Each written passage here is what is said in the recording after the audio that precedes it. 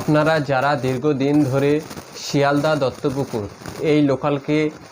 এই লোকালে যাতায়াত করেছেন তারা অবশ্যই একজন ব্যক্তির কথা, যদি আপনি রেগুলার দীর্ঘদিন ধরে শিয়ালদা দত্তপুকুর লোকাল বিকালের দিকে শিয়ালদা থেকে যে সমস্ত ট্রেনগুলো দত্তপুকুরের দিকে আসে, এই রকম দত্তপুকুর লোকালে যদি আপনি ভ্রমণ করে থাকেন বা যাতায়াত করে থাকেন পেশার সূত্রে, তাহলে একজন ব্যক্তির কথা আপনার মনে পড়বে।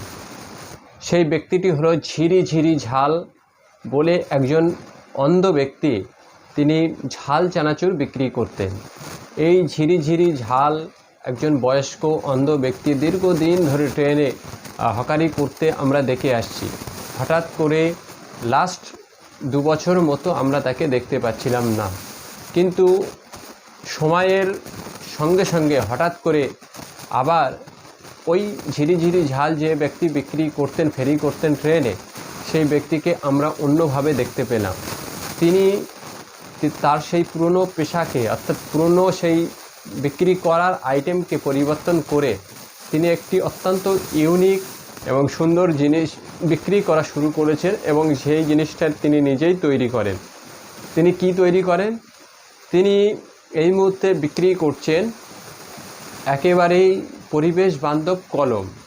যে কলম দিয়ে আমরা বিভিন্ন লেখালেখি করি, সেই পরিবেশ বান্ধব কলম তিনি বিক্রি করছেন এখন শিয়ালদা দত্তপুকুর সেই আগের মতো লোকালগুলোতে। তিনি বিক্রি করছেন পরিবেশ বান্ধব কলম, কাগজের তৈরি একটি কলম।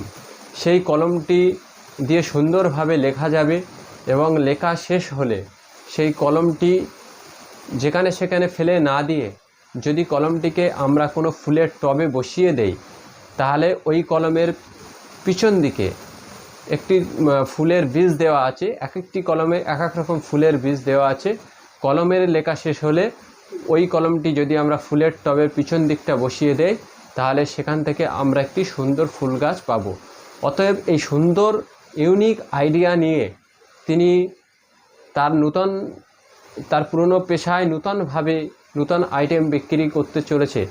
আসুন আমরা দেখে নেই তিনি কি বলতে চাইছেন, এবং আপনারা অবশ্যই এই ব্যক্তিকে দেখতে পেলে এখান থেকে অন্তত একটি করে কলম নেওয়ার চেষ্টা করবেন। আসুন আমরা দেখে নেই তিনি কি বলছেন এই বিষয়ে। সেই দৃষ্টিহীন ফেরিওয়ালা কাগজ দিয়ে তৈরি পরিবেশ বান্ধব কাগজের পেন, যে রেলগাড়িতে ব্যতিক্রম, যে কোনো পেন থেকে পেন আলাদা। যারা চেনেন তারা জানেন, যারা ব্যবহার করছেন তারাও জানেন। কালি ফুললেই ছাড়া গাছ, প্রতিটা পেনের পেছন দিকে কোনো না কোনো ফুল বা ফলের ছোট্ট দানা দেওয়া আছে। লিখতে লিখতে কালি ফুরিয়ে যাবে। পেন এদিক ওদিকে না ফেলে নির্দিষ্ট জায়গায় পুঁতে দিন।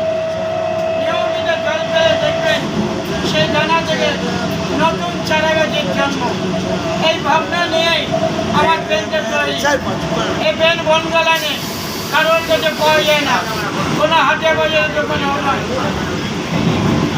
তাই এটা পরিবেশ বান্ধব পেন।